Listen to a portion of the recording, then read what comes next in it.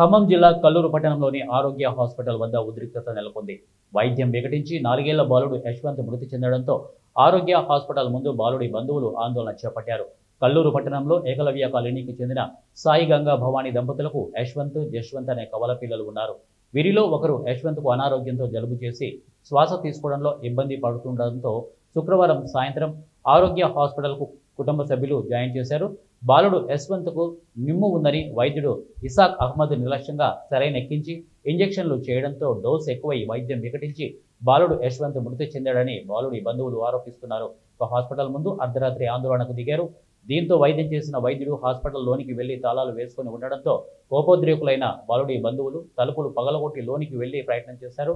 ఘటనా స్థలానికి చేరుకున్న పోలీసులు బాధిత బంధువులకు న్యాయం చేస్తామని హామీ ఇవ్వడంతో ఆందోళన విరమించారు.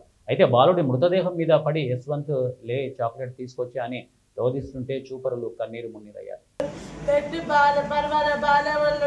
అయితే మరి హాస్పిటల్లో ఉండలేకపోతే నేను 2 రోజులు ఇంటికి వెళ్తా అంటే డాక్టర్ గారు 11 తీసుకొస్తామన్నారు.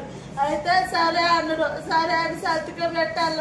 సంతకం పెట్టి వెళ్ళి అది వచ్చి నువ్వు సీరియస్గా ఉన్నాడు. మరి ఎందుకు జాయిన్ చేసుకుంటారు? టాబ్లెట్ల కోసం మెడిసిన్ రాసిందంట.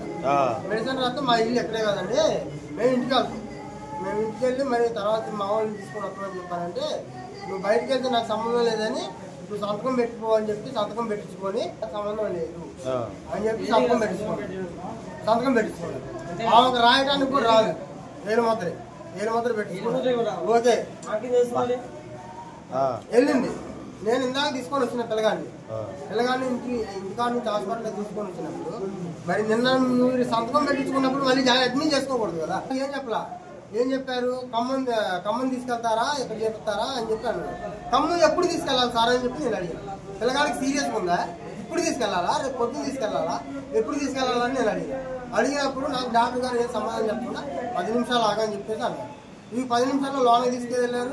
వెంటిలేటర్ మీద పెట్టారు, లోపల ఆక్సిజన్ పెట్టారు, ఎయిర్ పెట్టారు, బ్రీతింగ్ చూశారు. నేను